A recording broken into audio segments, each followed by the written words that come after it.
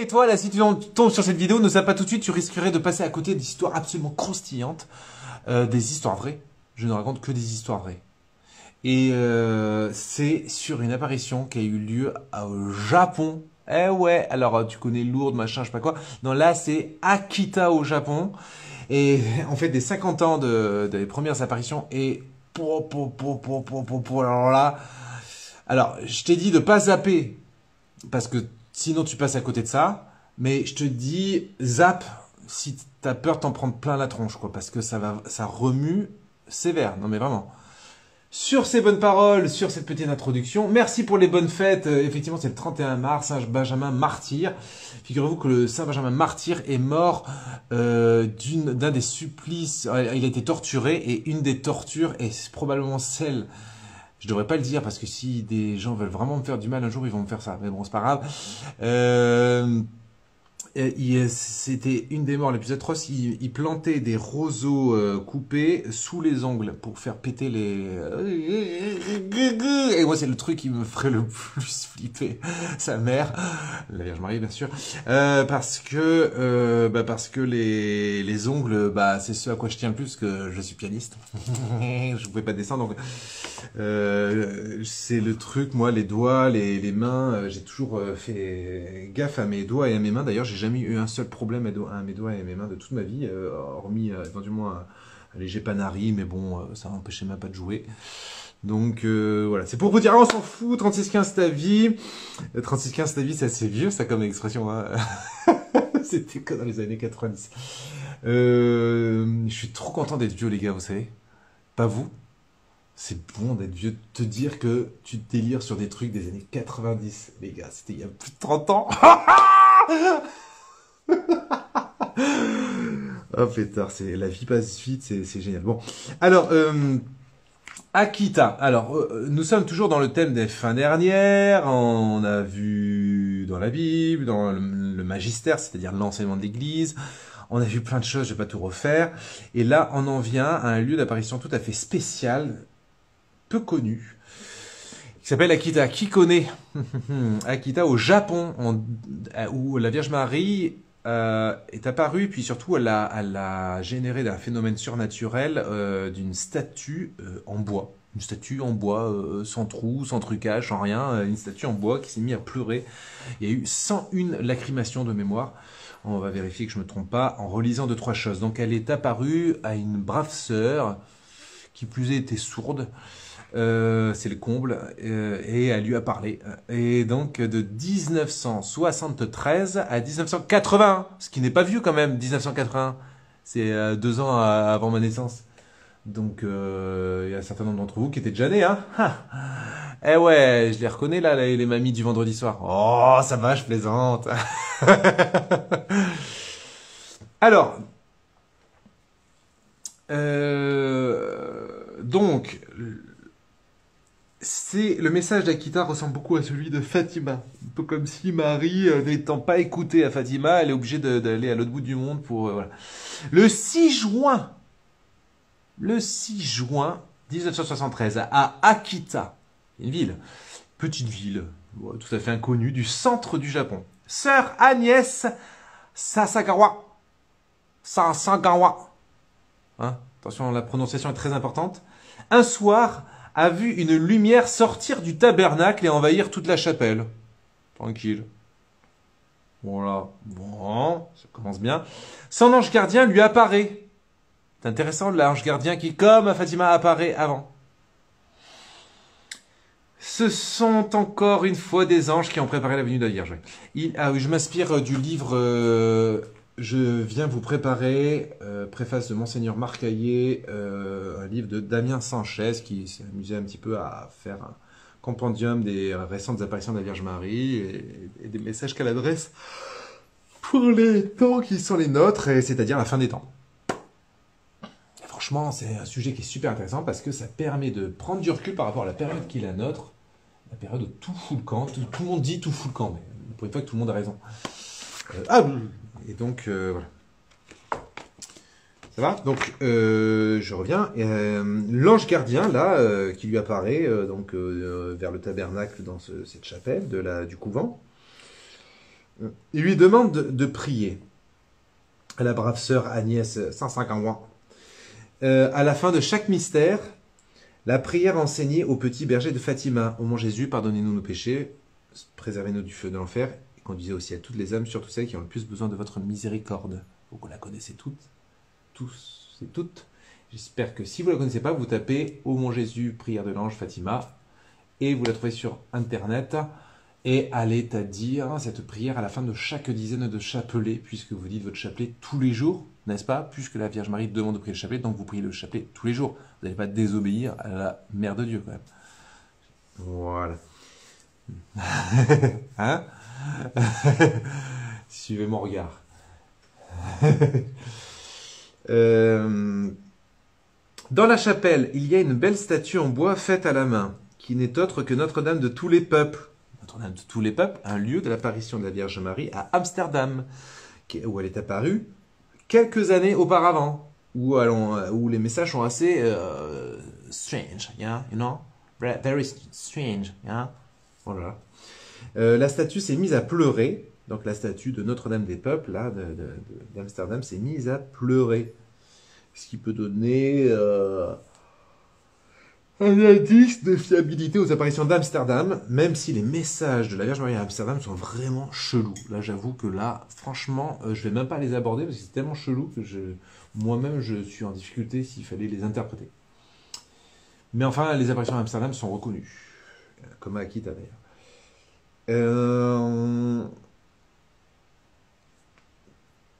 Alors, ah oui, l'ange apprend. Je ne sais pas si la sœur Agnès Saint-Sacrement connaissait cette prière. En tout cas, il lui dit de faire cette prière. Ô mon Jésus, pardonnez-nous le péché, préservez-nous du feu de l'enfer et conduisez au ciel toutes les âmes, surtout celles qui ont le plus besoin de votre miséricorde. Et il ajoute, le monde d'aujourd'hui blesse le Sacré-Cœur de Jésus avec beaucoup de péché et d'ingratitude. Ça vous souvenez, ça on a déjà commencé à aborder ce thème. Le monde d'aujourd'hui. Je m'en souviens, j'avais abordé ce thème dans l'église des couchés, donc il y a 2-3 semaines, au sujet du sacrifice, où j'avais évoqué justement les messages de Fatima. En fait, j'ai déjà fait Fatima, donc je sais pas pourquoi j'ai dit tout à l'heure que... Voilà, j'ai fait pas trop, mais plein de vidéos sur Fatima. Vous tapez Fatima, frère Benjamin, si il y a vraiment ça envoie du lourd aussi. Et là, l'ange rajoute le monde d'aujourd'hui blesse le Sacré-Cœur de Jésus avec beaucoup de péché et d'ingratitude. Et donc, dans le message de Fatima, c'est quelque chose qui revient très souvent, le fait de réparer, d'offrir des sacrifices, de prier, de jeûner pour 2 choses. Qui se souvient des 2 choses pour lesquelles il faut faire des sacrifices? Ah! Là, la question. Dommage que j'ai pas une assemblée devant moi pour avoir immédiatement des propositions de réponse. Si vous savez, mettez-le dans le commentaire. Je vous laisse un peu mouliner le temps d'écrire et je reviens voir vos réponses. Donc en attendant, j'avance. Dans la chapelle, il y a une belle statue en bois faite à la main qui n'est autre que Notre-Dame de tous les peuples, la Vierge des apparitions d'Amsterdam, apparitions qui ont eu lieu des années auparavant. Le 20 septembre 1973, la statue s'est mise à pleurer tandis qu'une odeur très agréable se répandait dans la chapelle. Donc ça, c'est le fameux don des parfums. Pour ma part, j'ai déjà connu à Medjugorje et bon nombre de personnes ont aussi vécu ça à Notre-Dame-du-Lot. C'est un lieu où c'est particulièrement fréquent d'avoir ce genre de phénomène.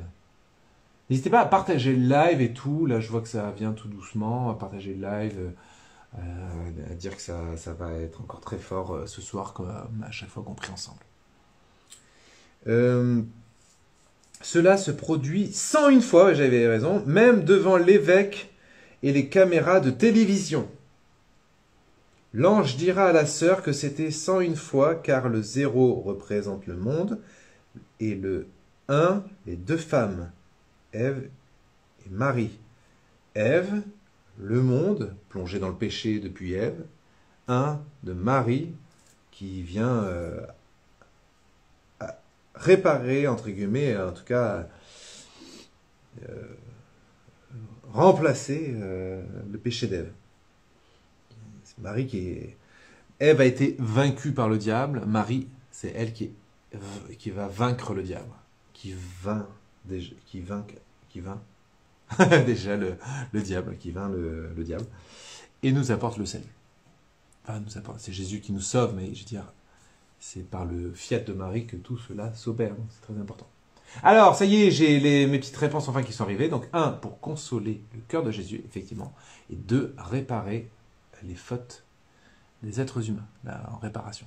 Donc, faire offrir des sacrifices pour consoler. En fait, non, attendez, pardon. Consoler et réparer, c'est le même point, en fait. Et le deuxième point, c'est la conversion. Donc, c'est consolation, conversion. Ça commence tous les deux par C-O-N. Mais il y a une suite, hein, d'accord. C'est pas juste con. Donc, consolation du cœur de Jésus en réparation des péchés commis à son égard et conversion des pécheurs. Consolation, conversion. Bon. Ensuite, la Vierge guérit la sœur, donc la fameuse sœur Agnès 150 mois, qui était assez malade, ayant subi 20 opérations. Enfin, assez malade, qui était très malade.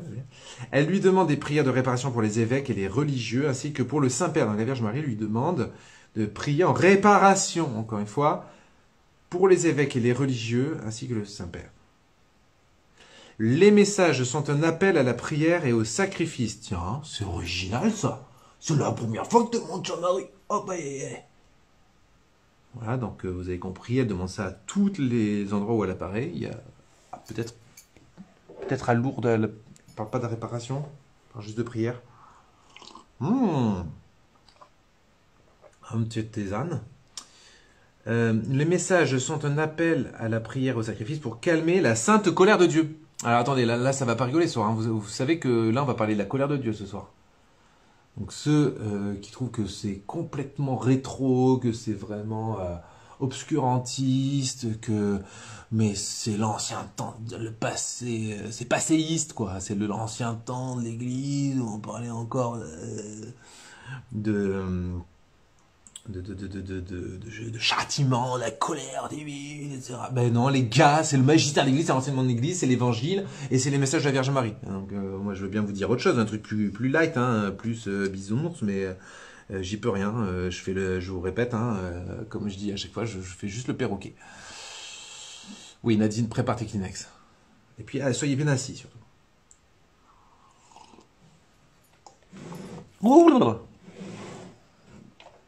Attendez, je me resserre une eau aux chiottes parce que le fond était un peu frais.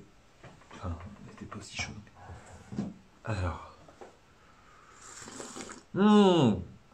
Ah, qu'est-ce que ça fait du bien. Alors, ça va? Les messages sont un appel à la prière au sacrifice pour calmer la sainte colère de Dieu. Marie insiste à nouveau sur la prière du rosaire et sur l'acceptation des croix quotidiennes. Quand je vous dis que je suis un perroquet. Donc la Marie insiste sur la prière du rosaire, hein, du chapelet, et sur l'acceptation des croix quotidiennes. Donc l'obéissance, c'est tout le topo que j'ai fait là sur le sacrifice, qui est d'abord le sacrifice d'accepter le réel tel qu'il se présente, sans râler. La statue non seulement pleure, mais saigne aussi. Donc là, c'est la totale, quoi. Et je crois qu'il y a de l'huile aussi. En tout cas, elle pleure. La Sainte Vierge dit à sœur Agnès: ma fille, si vous aimez notre Seigneur, écoutez-moi. Bah là, t'as envie d'écouter quand même. Tu vas pas dire, non, j'aime pas le Seigneur. Putain, mais ces cheveux, là, je sais pas comment faire. Faut que je fasse comme ça. Bon. Beaucoup de gens dans le monde affligent notre Seigneur. Je demande des âmes qui le consoleront et qui feront réparation. Est-ce que tout le monde entend? Tout le monde entend là? Je demande des âmes qui le consoleront et qui feront réparation. Le Père Céleste prépare un grand châtiment pour le monde. Plusieurs fois, j'ai essayé avec mon fils d'adoucir la colère du Père. Je lui ai présenté de nombreuses âmes expiatoires pour réparer par des prières et des sacrifices. C'est ce que je vous demande. Honorez la pauvreté, vivez pauvrement. Vous devez conserver vos vœux, qui sont comme 3 clous pour vous clouer à la croix. Les clous de la pauvreté, de la chasteté et de l'obéissance. On parle des 3 clous de la croix parce qu'il y avait un clou pour le poignet de droite, poignet de gauche et un clou pour les pieds. Et donc, c'est les 3 clous de la pauvreté, chasteté, obéissance, qui n'est pas que... qui sont ce qu'on appelle les conseils évangéliques. Alors c'est vrai que nous, les religions, on les prononce de façon tout à fait officielle, mais on est tous appelés à vivre de ces conseils évangéliques, c'est-à-dire à avoir une vie de pauvre, une vie de chasteté. Chasteté, ça ne veut pas dire ne pas faire l'amour si on est marié, d'accord ? Il ne faut pas réduire la chasteté à de la génitalité, à la sexualité. La chasteté, c'est se garder chaste, c'est déjà ne pas regarder de porno, c'est apprendre à maîtriser les éventuelles pensées impures. La chasteté, c'est trouver le bon équilibre, que l'autre ne devient pas un bien dont on est le propriétaire. Donc un amour qui ne capte pas, qui n'emprisonne pas autrui, c'est ça la chasteté. Hein. Bon, je pourrais en parler des heures parce que chaque vœu, je les ai tellement médités et étudiés avant de les prononcer officiellement comme religieux. Donc pauvreté, chasteté et obéissance, ça aussi c'est tout un sujet. L'obéissance, la première obéissance quand on ne fait pas vœu d'obéissance comme un religieux, enfin c'est celle de l'obéissance au réel, du quotidien, comme je le dis toujours avec des tas de petits exemples, un mal de tête, un train en retard, un courrier qui n'arrive pas, etc., etc. Un pic d'un collègue.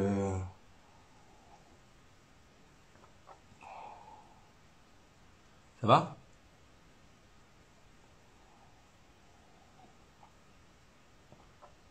Ça existe des barrettes pour mecs? Ah oui, oui c'est pour mes cheveux. Je voyais des barrettes d'autres choses, mais bon, je dirais pas quoi. Le message principal est donné le 13 octobre. Tiens, quel troll de hasard, le 13 octobre 1973.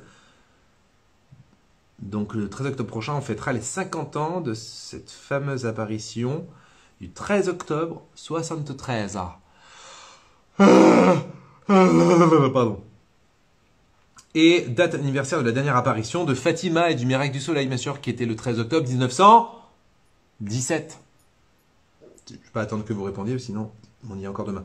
Comme je vous l'ai dit, dit Marie, comme je vous l'ai dit, si les hommes ne se repentent pas et ne s'amendent pas par eux-mêmes, donc s'ils ne se repentent pas, s'ils ne font pas amende honorable, comme dit, c'est-à-dire qu'ils ne confessent pas leurs péchés, ne regrettent pas leurs péchés, le Père infligera un châtiment terrible à toute l'humanité.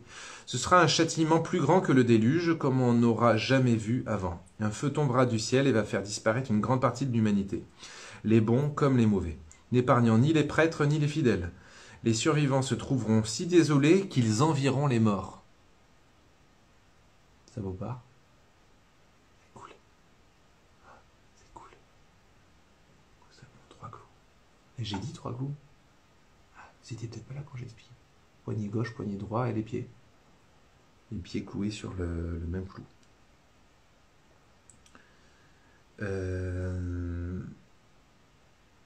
Avec le chapelet, les bons, les mauvais, n'épargnant ni les prêtres ni les fidèles. Les survivants se trouveront si désolés qu'ils envieront les morts. Ça rigole pas ou ça rigole?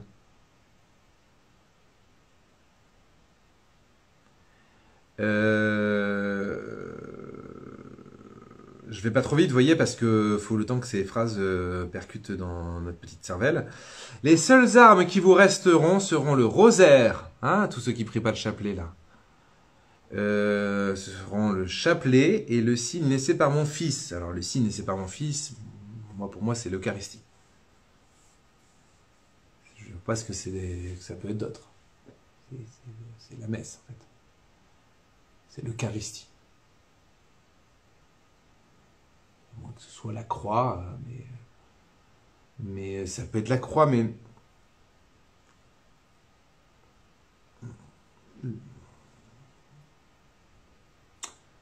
je sais pas. Moi, je pense que c'est l'Eucharistie. Ce serait logique. Vous voyez, c'est les 2 colonnes du songe de Don Bosco, l'Eucharistie et la Vierge Marie. Avec le chapelet, priez pour le pape, les évêques et les prêtres. Donc voilà, elle insiste encore, comme partout, de bien prier pour le pape, les évêques et les prêtres. C'est un devoir, c'est pas facultatif. De même que c'est un devoir de prier le chapelet, c'est un devoir de prier pour les prêtres. Même si ça vous inspire que dalle, que vous préférez prier, je sais pas moi, pour les enfants malades, pour les personnes handicapées, pour les prisonniers, pour voilà, ben, ok, très bien, priez pour tout ça, mais priez tous les jours pour les prêtres. Il n'y a pas le choix, il n'y a pas le choix. Oh merde, mince, je veux dire.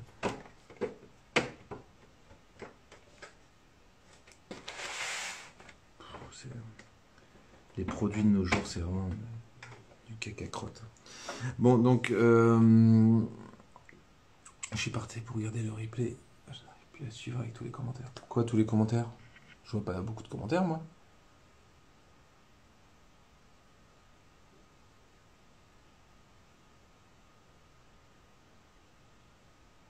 De toute façon, vous n'êtes pas obligé de lire les commentaires. Non, mais les commentaires, ils sont bon enfants, je crois. Je sais pas. Vous n'avez pas à regarder les commentaires si ça vous intéresse pas. Moi, je regarde partout. Je regarde pas tout. Hein. J'ai un détecteur de commentaires vraiment insolents, un truc comme ça.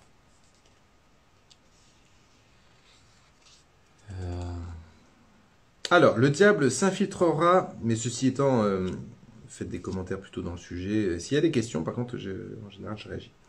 Chaque jour, récitez les prières du rosaire avec le chapelet, priez pour le pape, les évêques et les prêtres. Le diable s'infiltrera même dans l'Église, de manière que l'on verra des cardinaux s'opposer à des cardinaux et des évêques contre d'autres évêques. Les prêtres qui me vénèrent seront méprisés et combattus par leurs confrères. L'Église et les autels seront saccagés. L'Église sera pleine de ceux qui acceptent des compromissions, et le démon pressera de nombreux prêtres et des âmes consacrées à quitter le service du Seigneur. Truc de dingue. Truc de dingue, les gars. C'est pas un truc de dingue, là, ce que je viens de dire? C'était en 73, hein, je vous signale. Hein. C'était vraiment dans les temps post-Vatican II. Alors moi, je pense que tout ce qu'elle décrit là, c'est exactement ce qui s'est passé et ce qui continue de se passer. Plus que jamais. Et moi, je pensais que c'était même passé. On commençait à atteindre déjà une autre ère. Que l'Église est suffisamment à genoux, tellement elle s'est vautrée à travers des tas d'histoires. En fait, elle continue encore de se vautrer. Je pense aux dissidences qu'il y a en Allemagne. Je pense à tous ces prêtres qui tombent encore aujourd'hui. Même les saints prêtres hein, qui avaient un ministère rayonnant et qui se font avoir comme des benets. Les prêtres qui me vénèrent seront... Ou alors ils sont... Soit, en fait, les prêtres d'aujourd'hui, soit ils tombent, ils se vautrent lamentablement, soit ils sont persécutés. Voilà.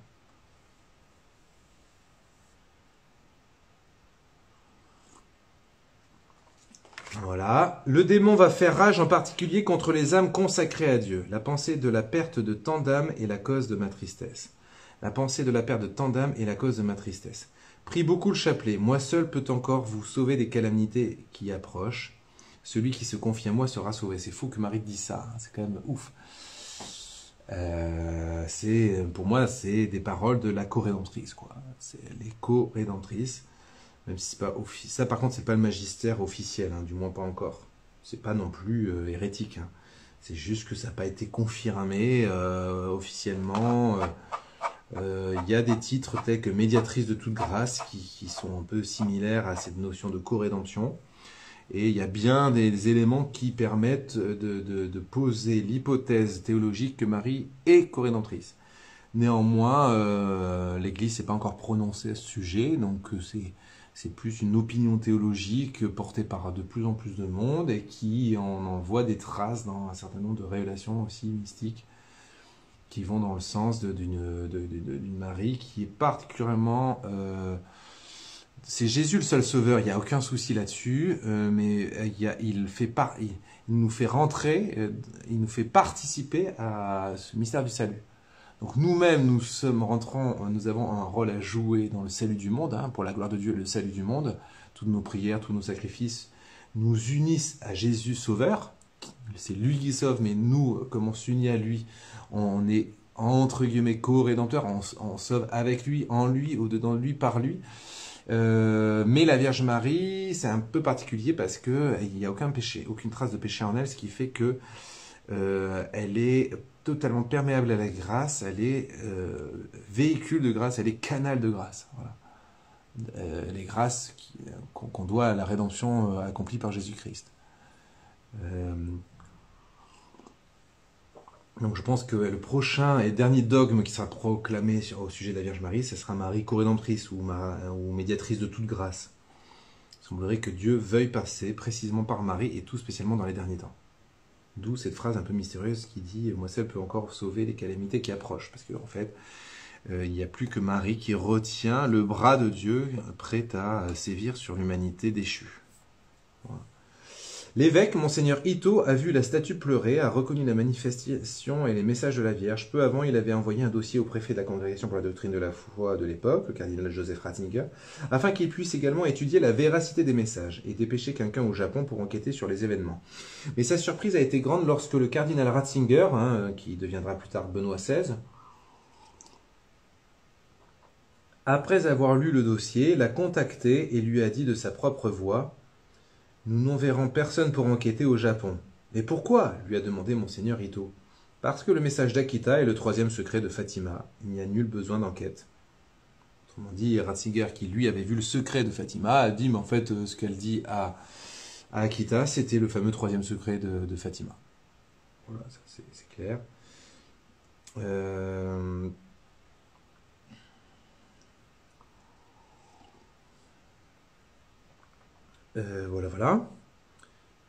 Voilà.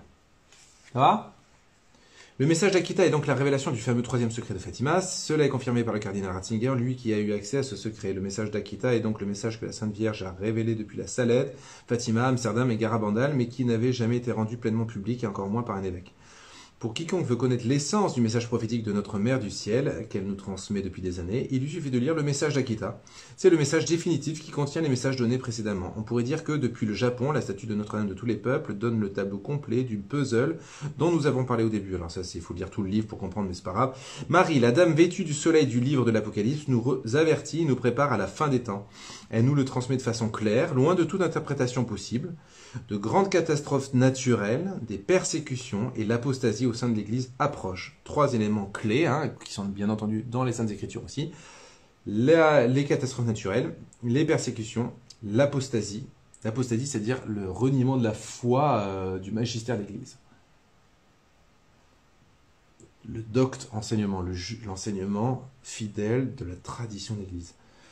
Il y a un rejet de l'enseignement de l'Église, l'apostasie. Et le pire, c'est que ce rejet est sous prétexte de fidélité à cet enseignement. C'est pas si c'était de la pure hérésie fastoche, non, c'est plutôt l'enseignement de l'Église qui est transformé légèrement. Des gens ont surfé sur des changements fondamentaux que l'Esprit Saint a inspiré à son Église, notamment pendant le Vatican II. Et c'est comme si le diable surfait sur ces changements qui étaient pourtant venus du Saint-Esprit pour surfer sur ces changements pour les dévoyer, un peu comme il a fait avec Adam et Ève, le serpent autour de l'arbre en disant « Ah, il vous a dit ça, oui, mais non, mais c'est parce que... » Voilà.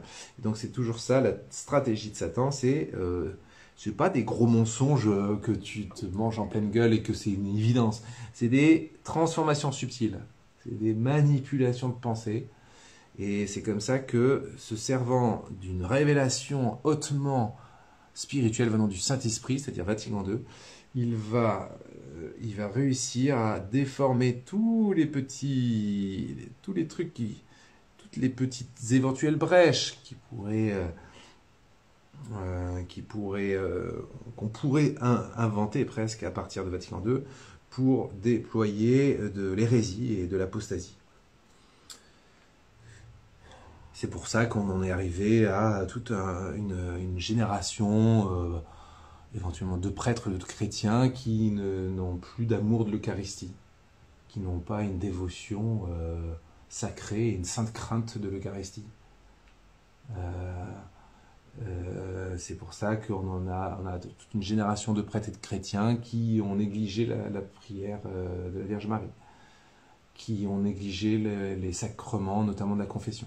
Vous voyez ? C'est pour ça que tout ça a foutu le camp, parce que sous prétexte de je sais pas quoi, ça devenait relatif. Oui, c'était pas ça le plus important, nanana. C'était bien entendu une transformation, subtil dans les bases, je dirais, rationnelles, mais en fait, au définitive, pas du tout subtil, assez bourrin, hein, assez quand même, assez gros quand même, comme le nez au milieu de la figure. On aurait dû s'apercevoir assez vite que dès qu'on néglige un petit peu la Sainte Eucharistie, bah, on commence à se planter, quoi. Voilà.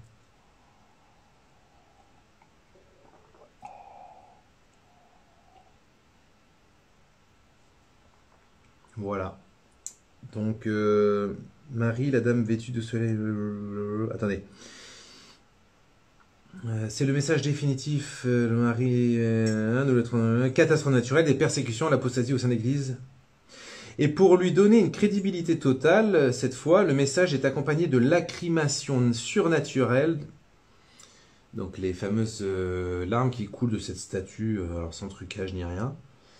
De l'approbation d'évêque et de la confirmation du cardinal préfet de la congrégation pour la doctrine de la foi, alors que ça avait été plus galère dans d'autres lieux d'apparition. Comme dans les lieux précédents, le message est dur.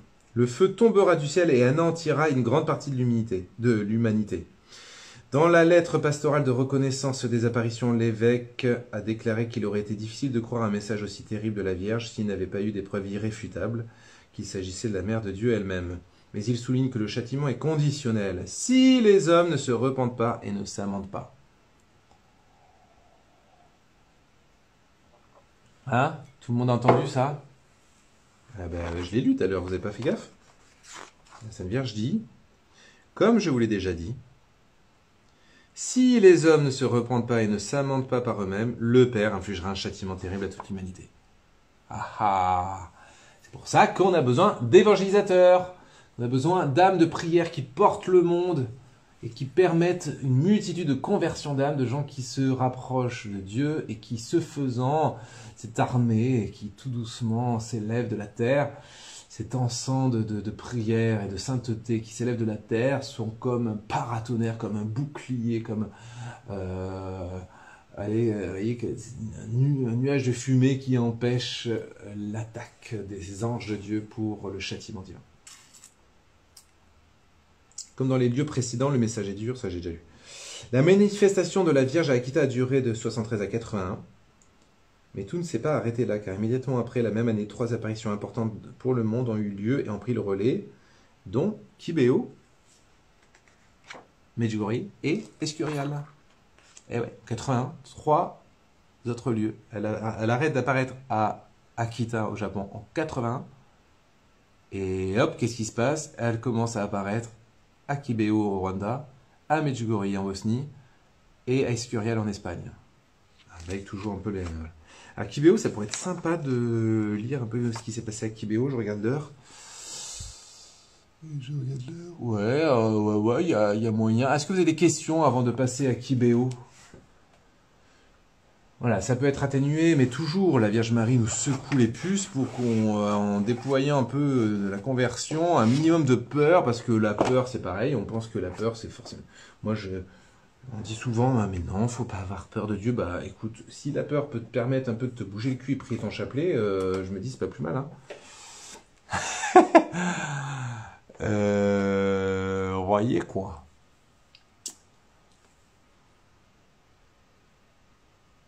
Alors, est-ce qu'il y a des questions? Vite. Allez, s'il y a des questions. Treviviano, je ne veux pas en parler, je ne connais pas bien.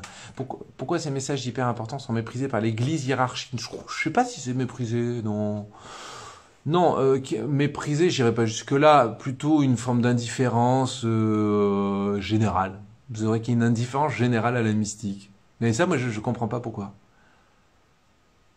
Il y a toujours l'argument de dire mais la parole de Dieu suffit. Mais c'est pas parce que la parole de Dieu suffit. Regardez, c'est sûr. Si tu manges un bon quignon de pain et que tu bois de l'eau à ton repas de midi, ça suffit.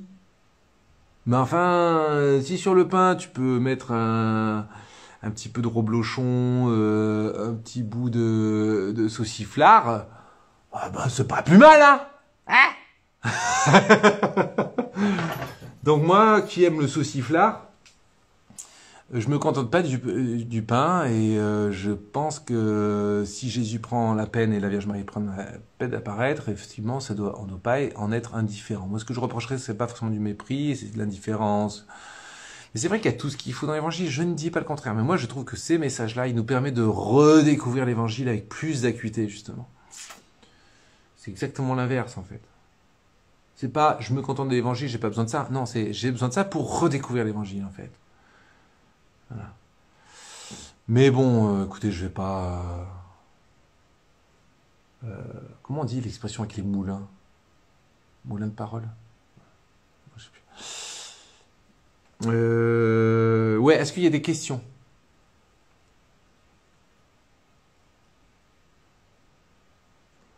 Cet après-midi, le prêtre a célébré une absolution collective. Vous êtes sûr? Vérifiez bien les termes. Absolution, ça ne peut pas être collectif, c'est interdit.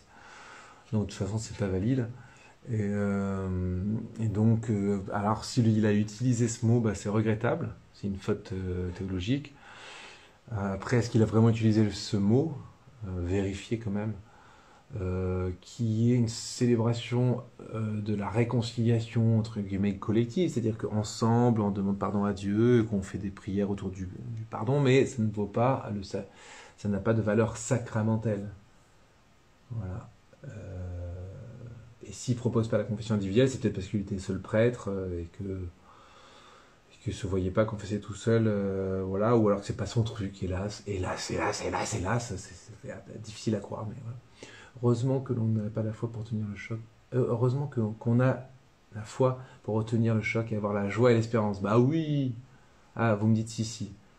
Bah, vous devez l'alerter, hein. Non, mais c'est pas valide de donner le sacrement à tous. Ça peut être valide à la limite, je sais pas, il y a... je dis une bêtise, mais il y a une armée qui est à 500 mètres en train de courir comme des dératés pour dégommer tout ce qui bouge. Vous êtes dans l'église en train de prier, bah là il fait une absolution collective. Ouais, peut-être que là c'est valide à la rigueur. Mais sinon. Oh mon Dieu, j'entends des trucs. Non mais par contre ça m'intéresse, mais Barbara et Emmanuel Ange, vraiment si ça s'est produit ça, il faut le signaler à l'évêque. Non mais c'est vrai, il y en a marre, il faut pas laisser faire des prêtres qui font n'importe quoi si tel est le cas. Je veux dire, c'est quand même grave, quoi.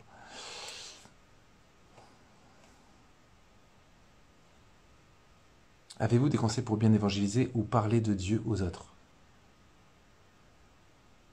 Avez-vous des conseils pour évangéliser ou parler de Dieu aux autres? Ah, le temps que ça monte au cerveau. Bah, la première des évangélisations, c'est notre propre évangélisation qui se vit à force de prière, de correction fraternelle, d'accueillir les corrections fraternelles qu'on nous donne autour de nous, hein, tous les justifiés ou pas. On accueille tout ça et on est toujours prêt à voilà, se laisser remettre en question humblement. Donc c'est une conversion personnelle qui peut ensuite évangéliser. Et puis aussi la joie, c'est-à-dire que parce qu'on est abandonné à Dieu, qu'on lui fait toute confiance, qu'on vit dans sa vie, que notre cœur est dans son cœur, alors on va rayonner. On n'a même pas besoin de pas blablater sur Dieu. On va déjà dégager quelque chose qui interpelle. Et ensuite, bah, il faut quand même aussi mettre les mots, hein, rendre raison de notre foi, comme dit Saint Pierre, et donc expliquer sous forme de témoignage éventuellement. Hein, le témoignage ne contraint pas l'autre ne le contraint pas. Il entend le témoignage, il fait, et c'est comme une graine qu'on sème. C'est pour ça que j'ai accepté aussi d'écrire ce livre témoignage. Pour voilà. Je ne comprends pas pourquoi ils ne se rendent pas compte des dégâts que l'on fait dans l'église, casser les statues, mettre le feu aux chapelles. Ils n'en parlent même pas aux autorités. Qui ça? Ah, les évêques? Bon, écoutez, je n'ai pas trop d'avis sur la question. Moi, je préfère prier pour nos évêques plutôt que leur faire leur procès, même si je suis pas... Oui, je pense c'est délicat, c'est difficile d'être évêque. Moi, j'aimerais vraiment pas être évêque. Hein. Oh, mon Dieu, j'aimerais pas être évêque. Voilà, est-ce qu'il y a d'autres questions, réactions?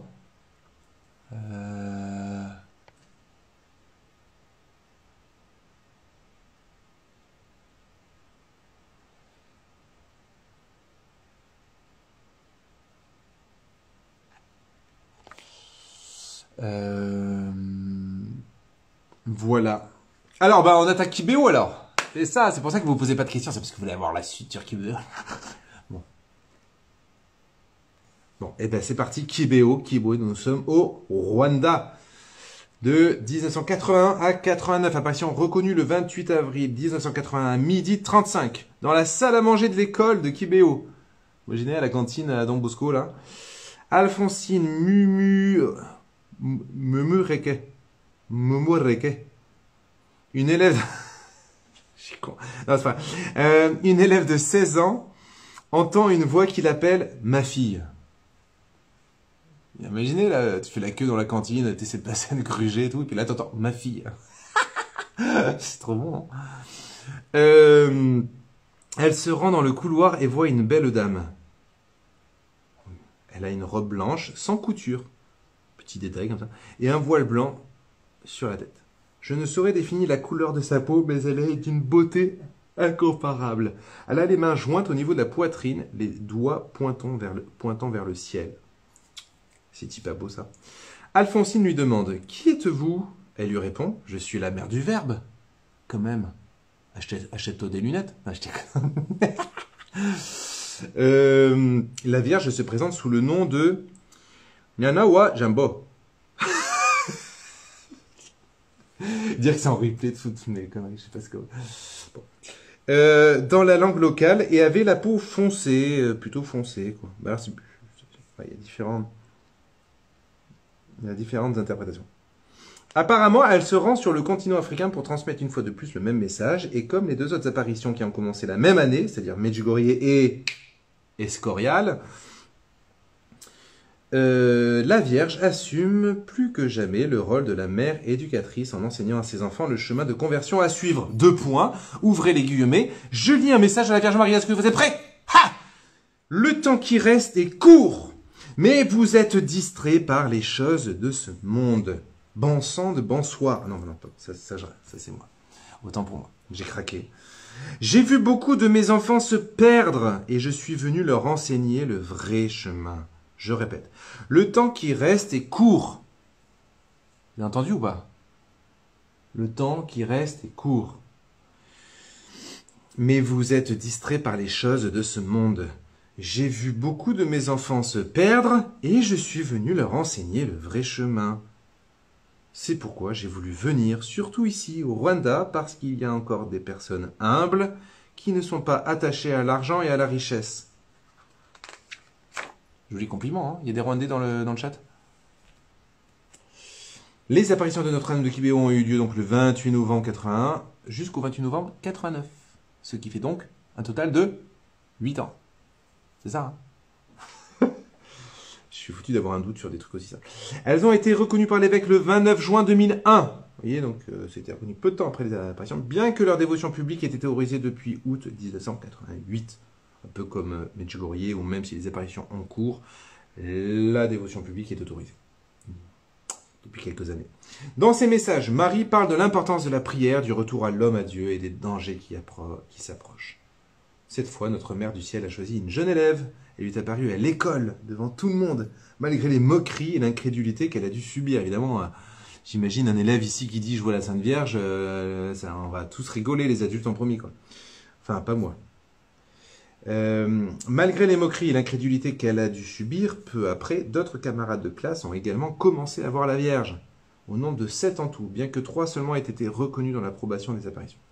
Comme à Garabandal, les voyants marchaient en extase, la tête tournée vers l'arrière, comme ça, très en hauteur, comme ça, je crois, regardant et communiquant avec la Vierge. Elles n'ont jamais trébuché et ne sont jamais tombées. Donc elle voit pas où elle met les pieds, elle marche en avant, en arrière, je sais pas quoi, et voilà, ça fait déjà un phénomène surnaturel en soi. Parmi les phénomènes les plus extraordinaires figurent les voyages mystiques, dans lesquels l'esprit des voyantes était absent. Guidées par la Vierge, elles visiteront le paradis, le purgatoire et l'enfer, comme à Fatima, comme à Medjugorje. C'est cool quand même. Enfin, c'est cool. Ça doit être flippant quand même. Voir l'enfer, enfin les enfants de Fatima qui ont vu l'enfer... Marie, elle a encore des traces d'ongles sur sa main, quoi. Les enfants, ils sont agrippés à la main de Marie. Voilà. pas fait les malins là, devant l'enfer. Il paraît que c'est vraiment horrible, hein, mais c'est vraiment horrible. Et même le purgatoire, c'est quand même assez horrible, hein, le purgatoire aussi. Pareil. Mais horrible, pas horrible comme l'enfer, hein, mais horrible parce que voilà, on sent toute la lourdeur, la tristesse de la séparation, certaines séparations d'avec Dieu temporaires, certes, mais voilà. Pardon. Elle est visiteront le paradis, le purgatoire et l'enfer. Mais même dans ces apparitions, et bien que ce soit l'Afrique, Marie n'a pas trouvé au début la réaction attendue. Comme à chaque fois, elle nous prévient, elle nous dit bougez-vous les fesses, les cocos. Le Seigneur revient. Et puis, elle annonce des choses qui pourraient diminuer par la prière et qui ne sont probablement pas autant que ça aurait pu l'être. Écoutez donc le message qu'elle dit un peu plus loin, enfin à un autre moment, elle dit « Je suis triste parce que je viens vers vous, mais vous me fuyez. » Je répète, « Je suis triste parce que je viens vers vous », mais ça elle a déjà dit des phrases de ce genre-là à Medjugorje. « Je suis triste parce que je viens vers vous, mais vous me fuyez. Je vous apporte une bonne nouvelle, mais vous ne voulez pas l'entendre. Je vous donne un message, mais vous ne le recevez pas. » Jésus disait la même chose de 100 ans. Hein. Je suis également triste à cause des péchés qui ne cessent d'augmenter alors qu'ils devraient diminuer. Le monde va très mal. Si vous ne vous repentez pas et ne renoncez pas à vos péchés, tout prendra fin. C'est ce qui m'attriste car je veux vous aider, vous sauver, mais vous refusez mon aide. Aïe, aïe, aïe, aïe, aïe, aïe, aïe, les cocos. C'est terrible, hein, c'est comme une supplication. À la question posée par la voyante Alphonsine, oui, elle s'appelle Alphonsine Mumurege. Alphonsine, pourquoi pleurez-vous? Oui, parce que la Sainte Vierge pleurait, mais grave, quoi. La Vierge, après un long silence, répond « Vous êtes mauvais jusqu'à me faire pleurer. »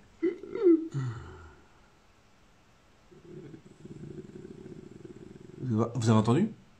Tout le monde a entendu, là, les 63 de YouTube, les 60 de Insta, là. Vous avez tous entendu le... Je vous avais prévenu, hein. Vous êtes restés sur live, tant pis pour vous. Vous êtes mauvais jusqu'à me faire pleurer, car les gens s'enviaient les uns les autres et agissaient avec méchanceté.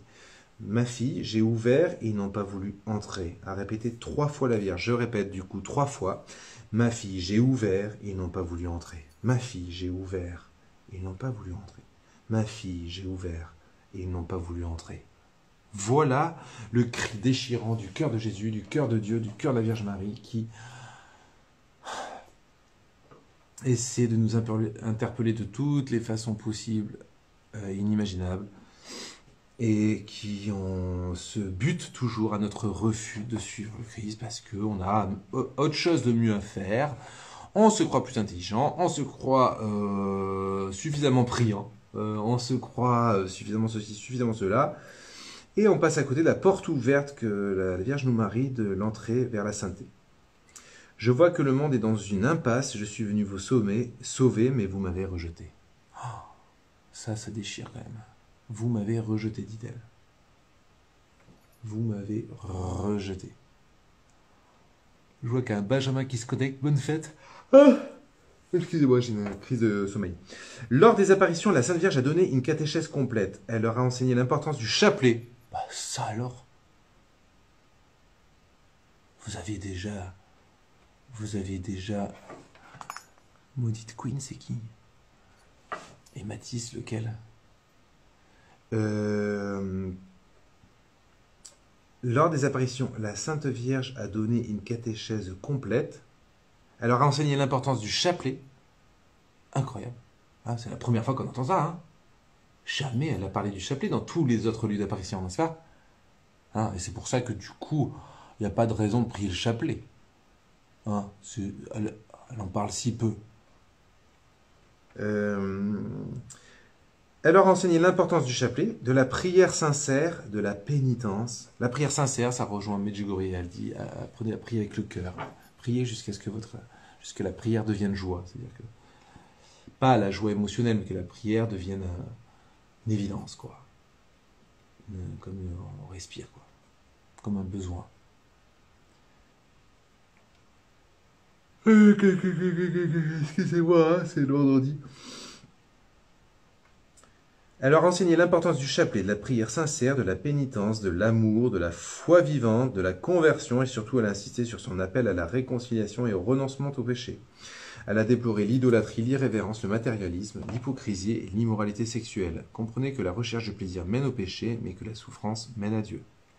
Ah, ça c'est beau, ça pourrait faire une devise, ça. Vous avez entendu? C'est pas mal, je vais la répéter, allez, 5 fois. Vous êtes prêts? Donc vous pouvez l'écrire du coup. Comprenez que la recherche du plaisir mène au péché, mais que la souffrance mène à Dieu. Comprenez que la recherche du plaisir mène au péché, mais que la souffrance mène à Dieu. C'est la deuxième fois, oui. Troisième fois. Comprenez que la recherche du plaisir mène au péché, mais que la souffrance mène à Dieu.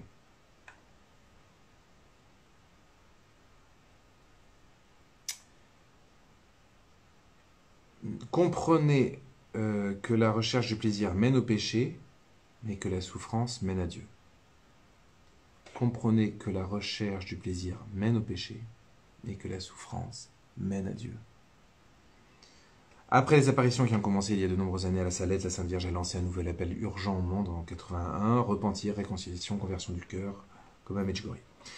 Et alors là, effectivement, ce qui est particulier à Kibeho, donc au Rwanda, c'est que le 19 août 1982, le 19 août 1982, non mais c'est pas que je réponds jamais, mais c'est que c'est pas...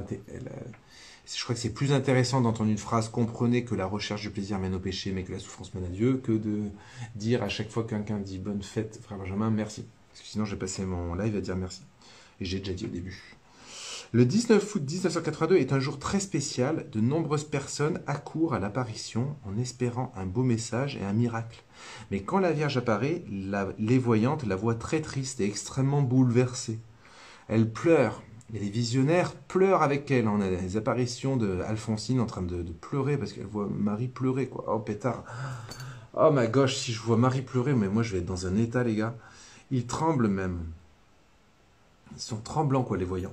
Plusieurs d'entre elles tombent au sol, comme si elles étaient mortes. Comme cela s'est passé à Ezquioga, alors je ne connais pas, en Espagne, pour annoncer la guerre civile. Ce jour-là, donc le jour de l'apparition du 19 août 1982, ce qui est rigolo, c'est qu'elle est apparue à Fatima à 19 août. C'est rigolo, quand même. Bon, c'est peut-être une coïncidence. Ce jour-là, 20 000 personnes se sont rassemblées autour des voyantes. Donc il y avait du people. Cette apparition dure de manière ininterrompue plus de 8 heures. Donc, pendant 8 heures, elles sont en extase, elles pleurent, elles tombent au sol. Enfin, un truc sensationnel, quoi. Elle leur montre des images terrifiantes, des gens qui s'entretuent, des batailles terribles, des rivières de sang, des corps abandonnés, des corps décapités, des incendies. D'accord? Donc les voyants en 82, les braves élèves, là, ils voient des gens qui s'entretuent, ça suffit une fois tu, ouais, des batailles terribles, des rivières de sang, des corps abandonnés, des corps décapités, des incendies. La foule a une forte impression de peur et de tristesse. Marie avertit les voyants que si le peuple rwandais ne se convertit pas, ne se détourne pas du péché, de la haine et de la corruption, un massacre arrivera sur la nation.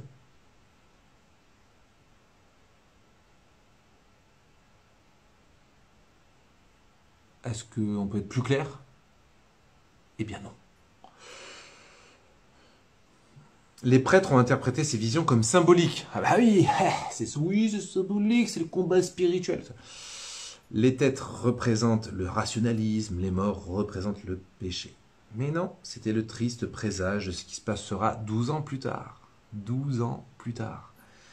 Le fameux et horrible génocide du Rwanda, où on comptabilise environ 800 000 morts. 800 000 morts, dont des évêques, 400 prêtres et religieuses. L'une des voyantes d'ailleurs, Marie-Claire, a également été assassinée pendant le massacre. À Kibeho même, rien qu'à Kibeho, 10 000 Tutsis qui s'étaient réfugiés dans l'église paroissiale ont été tués. 10 000. 10 000 Tutsis. Et un an plus tard, 8 000 autres sont morts sur la place même où les voyants avaient vu le massacre des années auparavant. C'est un truc de malade mental ou pas?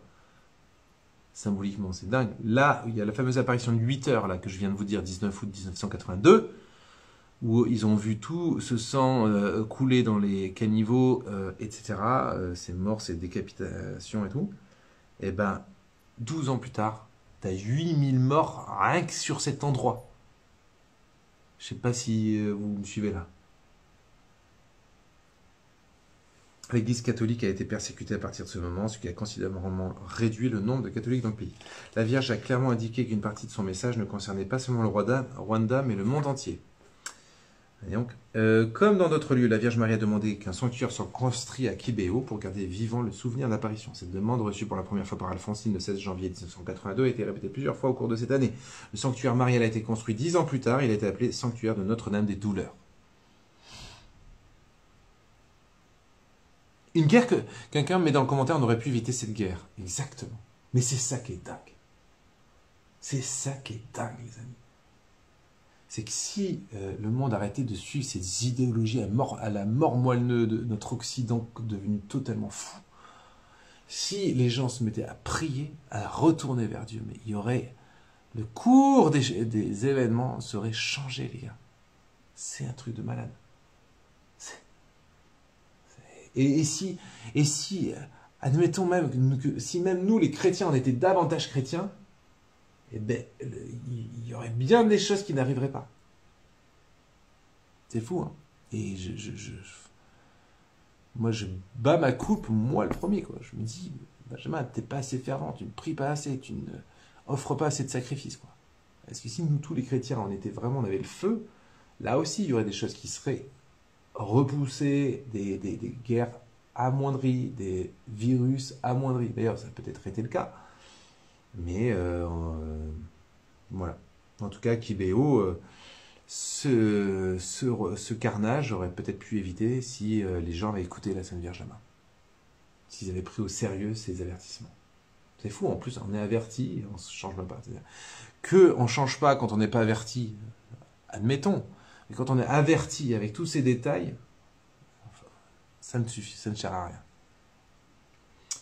Lorsqu'on lui a demandé comment elle pouvait résumer le message de Kibeho, Alphonsine a répondu que la Vierge était venue pour préparer l'humanité à la venue de son Fils. Le monde arrive à sa fin, le retour de Jésus est proche. La Reine des Anges vient pour nous conseiller de nous préparer à la venue de son Fils. Nous devons souffrir avec Jésus, prier et être des apôtres pour se préparer à sa venue. Voilà. Aïe. Voilà, c'est le résumé de tous mes topos depuis je ne sais pas combien de semaines maintenant sur les fins dernières. C'est le résumé, je vais vous le relire. Vous êtes prêts? C'est Alphonsine qui fait son petit résumé à partir de tous les enseignements qu'elle a reçus de la Vierge Marie. Elle dit, le monde arrive à sa fin. Voilà. Le monde arrive à sa fin. Le retour de Jésus est proche. Voilà, quand je vous dis que je suis un perroquet. La Reine des Anges vient pour nous conseiller. Elle vient pour nous conseiller, nous dire ce qu'il faut faire. Elle nous dit, par exemple, prier le chapelet. Qui dans le live, là, vous êtes 60 sur Insta, 75 sur YouTube, qui prie le chapelet tous les jours? Oui, parce que c'est pas le chapelet tous les ans. Qui prie le chapelet tous les jours, alors qu'elle le demande partout où elle apparaît? Qu'est-ce qu'on attend pour obéir à la Sainte Vierge? On attend quoi? On attend qu'elle vienne en personne nous tirer les oreilles et dire, oh, t'as entendu 15 000 fois le frère Benjamin dire prier le chapelet, tu pries toujours pas le chapelet. Vous savez, c'est des petites choses simples comme ça. Vous savez, nous, des fois, on croit qu'il faut inventer une prière complexe. Il faut se mettre comme ça. Je sais pas quelle position. Non, il y a 0 position obligatoire pour la prière. On peut trouver des positions qui nous plaisent. Enfin, des postures, je préfère dire posture parce qu'il y a des des esprits tordus qui pourraient... Bon, bref. Et donc, des postures, à genoux debout, les bras en croix, les allongés. Ça, on s'en tape. Enfin, c'est pas qu'on s'en tape, faites ce que vous voulez, mais faites au moins ce que demande la Sainte Vierge. La Sainte Vierge, elle demande 3 bricoles. Elle demande de jeûner, faire des sacrifices, quoi, jeûner. Elle demande de prier le chapelet, d'aller à la messe, de lire la Bible. Et encore, ça, c'est pas partout. Donc, admettons, lire la Bible, ok, allez. C'est pas partout, bon, ok. Mais par contre, partout, c'est le chapelet, prier, sacrifice. C'est prière et sacrifice, et dans la prière, c'est le chapelet. Je sais pas, moi, après ça, moi, je sais pas. Ah, La Reine des Anges vient pour nous conseiller de nous préparer à la venue de son Fils. Donc vous ne serez pas prêts aux événements qui arrivent. Mes chers amis, on est nombreux là ce soir, c'est cool. On est presque 80 sur YouTube et 60 là. Ça fait combien? 140? Putain, je me débrouille bien ça. 140 là, vous êtes 140. Peut-être qu'il y a des familles en plus, vous êtes plusieurs. 140. Écoutez bien, écoutez-moi bien. Ah, il faut que je coupe le live, ça dépasse 1 heure. Mais c'est le dernier truc que je dis.